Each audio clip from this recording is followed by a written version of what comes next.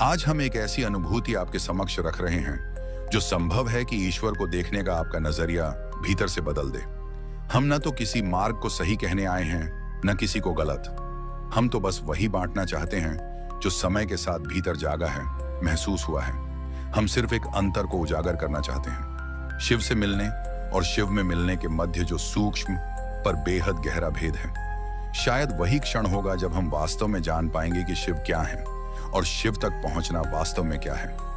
अक्सर हम शिव को बाहर तलाशते हैं, किसी मंदिर की घंटियों में, किसी मूर्ति की मुस्कान में, या फिर कैलाश की बर्फीली चुप्पियों में। जब शिव का नाम आता है तो मन में एक ध्यानमग्न योगी की छवि उभरती है, त्रिनेत्रधारी, जटाओं से गंगा बहती, भस्म रमाए, सर्प लपेटे, कैलाश में विलीन। पर क्या वास्तव में शिव सिर्फ वही है, या फिर शिव कोई प्रतिमा नहीं, एक अनुभव है, कोई रूप नहीं पर ऊर्जा है? या शायद शिव वह बिंदु है जहां मैं नाम का भ्रम गलकर मौन में बदल जाता है। अगर हम शिव को सिर्फ एक देवता समझकर पूजते रहें तो शायद हम उनके असली स्वरूप को कभी जान ही नहीं पाएंगे।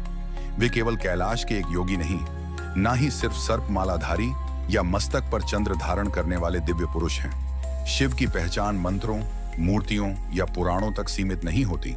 वो समझ तब आती है जब हम खुद के बनाए भ्रमों से बाहर निकलते हैं, जब मैं की दीवार धीरे धीरे गिरती है। शिव वो नहीं जिन्हें हम बाहर ढूंढते हैं, असली शिव तो वही चेतना है जो भीतर मौन में थिर है, हर श्वास में, हर स्पंदन में। शिव कोई नाम, रूप या सीमित पहचान नहीं है, वे असीम ऊर्जा हैं, एक ऐसी शुद्ध चेतना जो मौन में भी स्पंदित रहती है। शिव तक पहुंचना तब संभव होता है जब हम अपने भीतर के स्व को पिघला देते हैं, जब मैं की सीमाएं गिरकर एकत्व में विलीन हो जाती हैं। क्योंकि शिव कोई व्यक्ति नहीं, एक अवस्था है।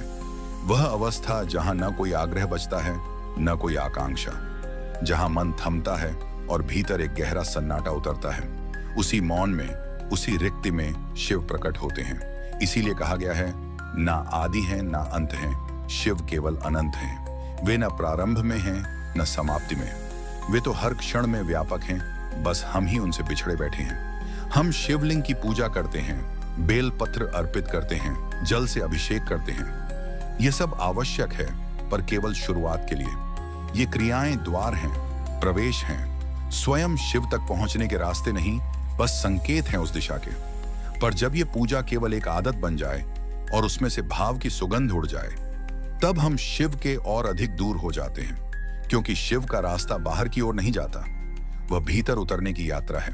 जैसे जल में कमल खिलता है, वैसे ही हमारे अंतर्मन में शिव खिले हैं। जिस दिन हम चुपचाप बैठते हैं और भीतर की ओर ध्यान करते हैं, उस दिन एक मौन स्पंदन से शिव हमें छूते हैं। शिव को देखने की चाह है तो बाहर की आंखें मूंद लो और भीतर झांकना शुरू करो, क्योंकि शिव वहां है जहां तुम अब तक खुद को खोजते रहे। शिव में मिलना का अर्थ है स्व का समाप्त होना, अहं का विलीन हो जाना। जब हम यह अनुभव करते हैं कि मैं कुछ भी नहीं हूं, बल्कि सब कुछ शिव का ही है, तब हम वास्तव में शिव में मिलते हैं। योग की सर्वोत्तम अवस्था समाधि है, वह क्षण जब साधक और साध्य में कोई भेद नहीं रह जाता और दोनों एकाकार हो जाते हैं। इसी मिलन को ही शिव में मिलना कहते हैं। संतों ने इसे तुरीय अवस्था कहा है, वह स्थिति जहां न जागृति है, न स्वप्न, न सुषुप्ति। वहां केवल एक शुद्ध साक्षी भाव होता है, जहां हम सब कुछ देख सकते हैं लेकिन खुद को नहीं पाते। उपनिषदों और वेदों में बार बार यह उद्घोष होता है, अहम ब्रह्मास्मि शिवोहम। यह कोई अहंकार का वाक्य नहीं है, बल्कि आत्म साक्षात्कार की उद्घोषणा है। इसका अर्थ है, मैं ही ब्रह्म हूं, मैं ही शिव हूं। जब साधक गहरी साधना करता है तो उसे यह अनुभव होता है कि जो शिव है वही वह स्वयं है। इस समझ के बाद वह कह उठता है, मैं शिव हूं, शिव मुझ में है। शिव की भक्ति, व्रत, महामृत्युंजय जाप, ये सब आत्मा की यात्रा के प्रारंभिक चरण हैं। लेकिन सच्चे मिलन के लिए केवल भक्ति नहीं, अनुभव की आवश्यकता है। भक्ति आपको द्वार तक ले जाती है, लेकिन भीतर प्रवेश केवल योग और ध्यान से होता है। भक्ति शिव की ओर ले जाती है, ध्यान शिव में ले जाता है। शिव कभी तांडव करते हैं, कभी ध्यान में लीन रहते हैं, कभी औघड़ बनकर श्मशान में विचरण करते हैं। इन सभी रूपों का संदेश एक है, शिव सीमित नहीं है, वे क्रोध में रुद्र हैं, प्रेम में अर्धनारीश्वर हैं, विरक्ति में योगी हैं और समर्पण में भस्मधारी हैं। लेकिन इन सभी रूपों से परे एक शिव हैं जो शून्यता में स्थित हैं, मौन और शांति में विलीन। शून्य जो एक और खालीपन या निर्वात से जुड़ा होता है, वही शिव है। वह चेतना का प्रतीक है जो सब में है लेकिन किसी में नहीं बंधी। जब हम कहते हैं यो शून्य में शिव हैं, तो हम स्वीकारते हैं कि परम सत्य, वह चेतना जो न आदि है न अंत, वही शून्य से उत्पन्न हुई है। शून्य कोई अभाव नहीं बल्कि संभावना का बीज है, जहां से सृष्टि की लहरें उत्पन्न होती हैं। विज्ञान भी कहता है कि ब्रह्मांड की उत्पत्ति एक सिंगुलैरिटी से हुई थी, वह बिंदु जहां समय, स्थान और पदार्थ का अस्तित्व नहीं था। वही शून्य है और वही शिव है। जब शिव तांडव करते हैं तो उनका नृत्य शून्यता में तरंगे उत्पन्न करता है, जिससे समय का आरंभ होता है। वह नर्तक भी हैं, मंच भी हैं, वह ध्वनि भी हैं और मौन भी हैं। जब योगी ध्यान में बैठता है और भीतर उतरता है, तो पहले विचारों का शोर, फिर भावनाओं का तूफान पार करता है और अंततः वह स्थिति आती है जहां न कोई विचार होता है, न कोई भावना, केवल शून्य होता है। वही शून्य शिव है।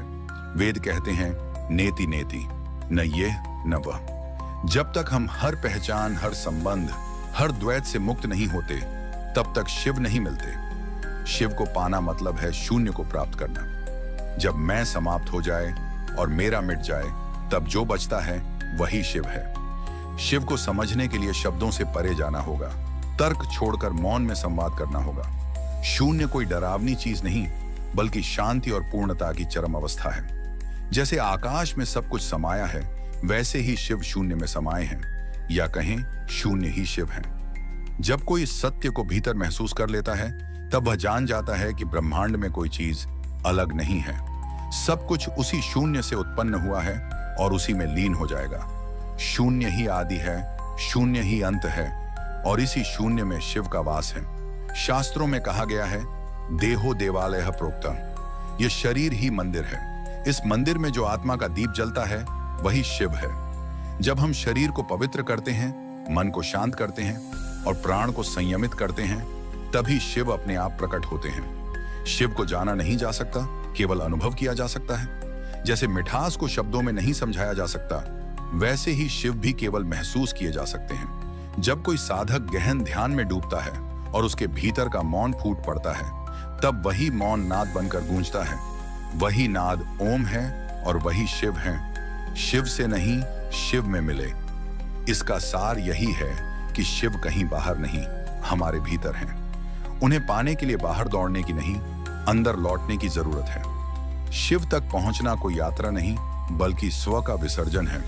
जब मैं मिटता है, तभी शिव प्रकट होते हैं। इसलिए अगली बार जब आप शिव की पूजा करें, तो यह न सोचें कि आप किसी और को पूज रहे हैं। समझें कि आप स्वयं के भीतर उस अनंत को जगा रहे हैं जो सदा से वहीं था। मौन में, प्रेम में, शिव में। शिव से नहीं, शिव में मिले। ये केवल एक दर्शन नहीं, एक मार्ग है। ये उस साधक की पुकार है जिसने सब कुछ खोज लिया, पर अब खुद को खोना चाहता है ताकि शिव में समा सके। अगर आपको ये वीडियो पसंद आया हो तो इसे लाइक और शेयर करें। ऐसे ही और वीडियोस के लिए हमारे चैनल को सब्सक्राइब करें। ईश्वर आपको सुखी रखे। ओम नमः शिवाय।